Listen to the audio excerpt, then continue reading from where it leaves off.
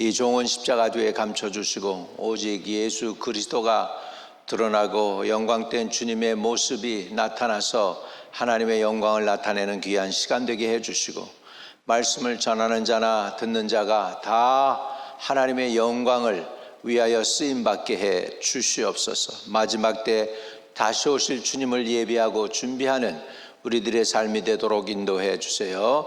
예수 그리스도 이름으로 기도합니다. 아멘. 여러분, 오늘 저는 기도와 성령 충만이라는 제목을 가지고 함께 나누고자 합니다. 우선 하나님이 저와 여러분에게 주시는 말씀은 사도행전 13장 52절입니다. 제자들은 기쁨과 성령이 충만하니라, 이렇게 말씀했습니다. 사도행전 13장 52절에 제자들은 기쁨과 성령이 충만하니라. 자, 오늘 또 사도행전 4장으로 보면은 4장 29절에서 31절의 말씀입니다. 주여 이제도 그들의 위협함을 굽어 보시옵고 또 종들로 하여금 담대히 하나님의 말씀을 전하게 하여 주시오며 손을 내밀어 병을 낫게 하시옵고 표적과 기사가 거룩한 종 예수의 이름으로 이루어지게 하옵소서 하더라. 빌기를 다함에 모인 곳이 진동하더니 무리가 다 성령에 충만하여 담대히 하나님의 말씀을 전하니라. 아멘. 아멘. 자, 그래서 이 초대교회의 3장, 사도행전 1장, 2장, 3장까지는 핍박이 없었죠. 그리고 이제 4장으로 넘어오면서 핍박을 받게 되고 사도들이 감옥소에 갇히게 되고 이렇게 어려운 난관을 겪기 시작합니다. 그들에서 저들이 합심해서 기도하게 되죠. 그러니까 교회에 어려움이 있는데 어려움이 있을 때 더 저들이 한 마음이 돼서 기도합니다. 그 내용이 사도행전 4장 29절에서부터 나온 말씀이죠. 주여 이제도 그들의 위협함을 굽어보시옵고, 저들이 위협했어요. 예수 전하지 말라고. 그리고선 저들을 놔주죠. 할 말이 없어요. 성전 미문에 앉았던 안진뱅이가 나왔는데 어떡할 거예요? 에비던스가 있는데 어떡하겠어요? 그러니까 예수를 전하지 말라 하고서는 야단을 칩니다. 그럼에도 불구하고 저들은 거기에 그들의 위협을 당하지 아니하고 오히려 그것을 대체하는 방법으로 간절히 기도합니다. 그 기도 내용이 이제 사도행전 4장 29절입니다. 주여 이제도 그들의 위협함을 굽어 보시옵고 또 종들로 하여금 담대히 하나님의 말씀을 전하게 하여 주시오며 손을 내밀어 병을 낫게 하시옵고 표적과 기사가 거룩한 종 예수의 이름으로 이루어지게 하옵소서 하더라. 이렇게 간절히 기도했습니다. 자, 사도들이 핍박이 왔어요. 교회가 간절히 같이 기도하게 되었죠. 합심해 기도하게 됩니다. 기도 내용을 보면은 저들의 위협이 있습니다. 그럼에도 불구하고 종들로 하여금 담대히 하나님의 말씀을 전하게 해 주십시오. 두 번째, 하나님 말씀을 담대히 전하게 해 주십시오. 두 번째는 손을 내밀어 예수의 이름으로 병을 고치게 하옵소서. 이렇게 간절하게 기도했어요. 빌기를 다함에 모인 것이 진동하더니 무리가 다 성령에 충만하여 담대히 하나님의 말씀을 전하니라.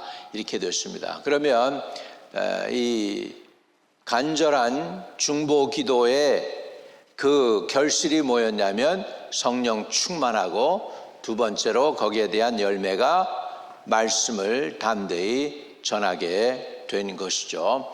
이렇게 되면서 이 놀라운 일이 벌어졌는데 이제 그 결과 교회에 어떤 일이 일어났을까요? 그 결과 교회의 일이 벌어집니다. 32절부터 36절까지 사도행전 4장.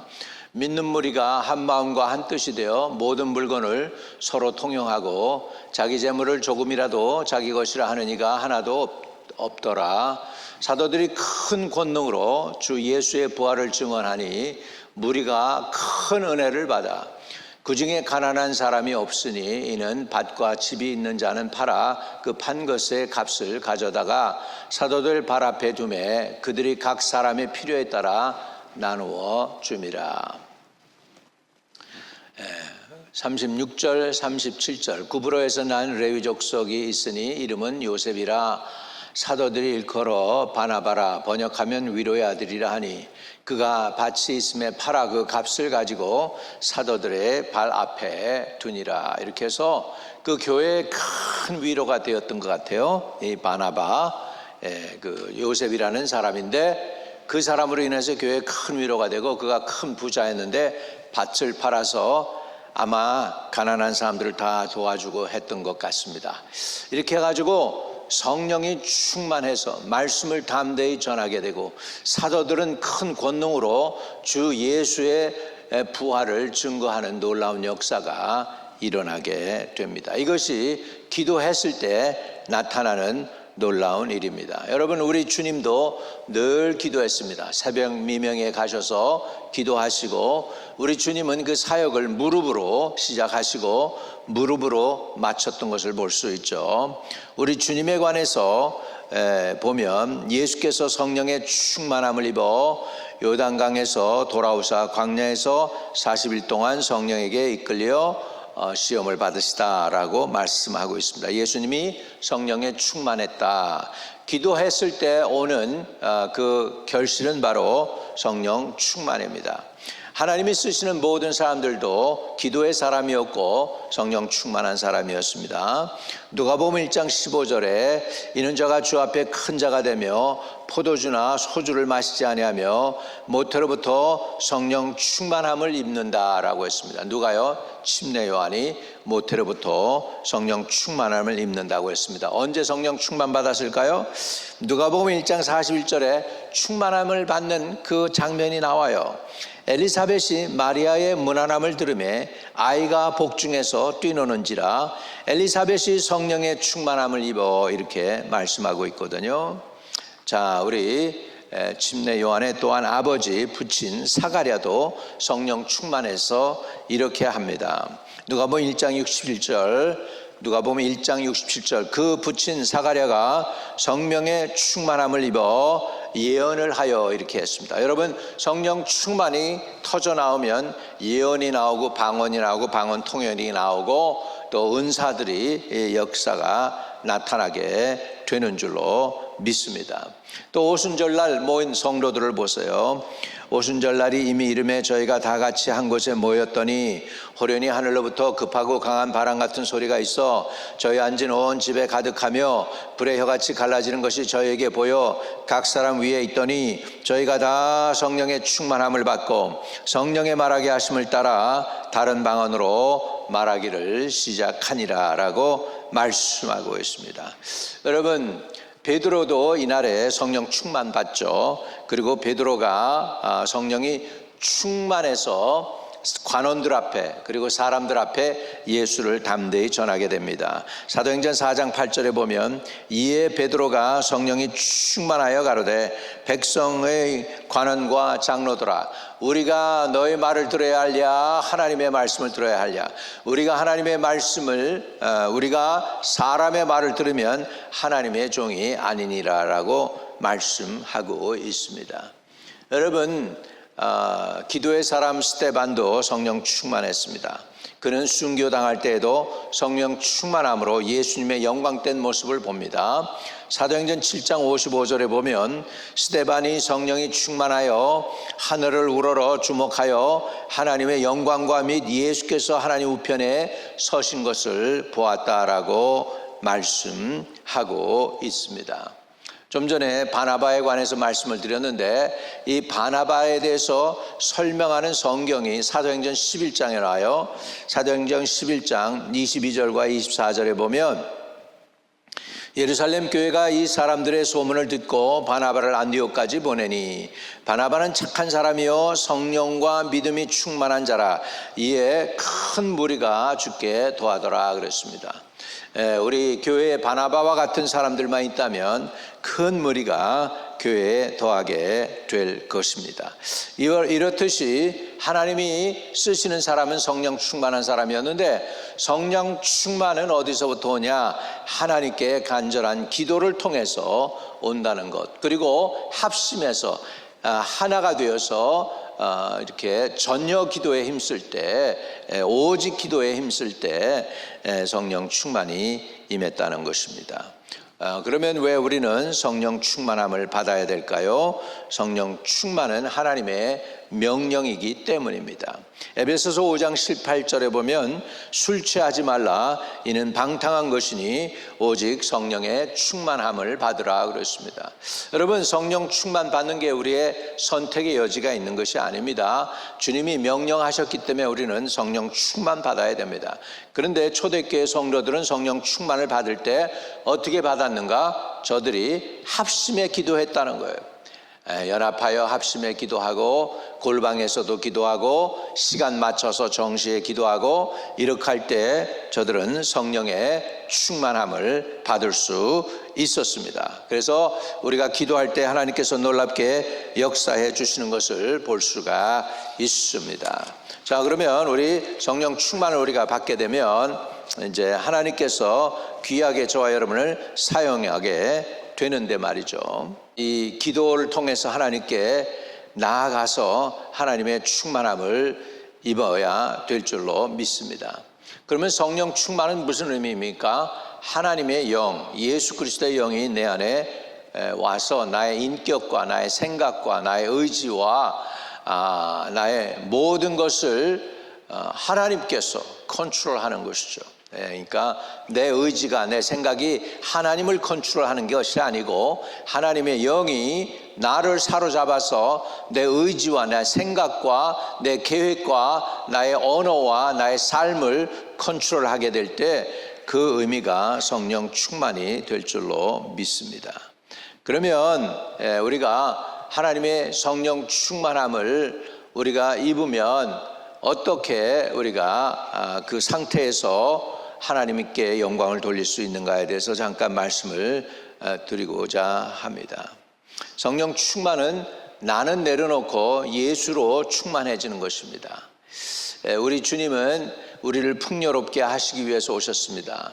인자가 온 것은 양으로 생명을 얻고 더 풍성히 얻게 하기 위해서 왔다고 그랬습니다. 성령 충만 받으려면 기도를 통하여 내 자와 내 자존심, 내 육체의 욕심, 그런 것도 육신의 정력, 안목의 정력, 이생의 자랑을 내려놓고 그 자리에 하나님의 영이 채워지는 것을 말씀하고 있습니다. 그러면 우리가 충만함을 받으려면 어떻게 해야 될까요? 첫째, 우리는 회개의 열매를 맺어야 되겠습니다. 그래서 초대교회에 그 베드로가 이렇게 성령에 관해서 얘기할 때 저들로 하여금 회개를 요구하고 있는 것을 볼 수 있죠. 사도행전 2장 38절입니다.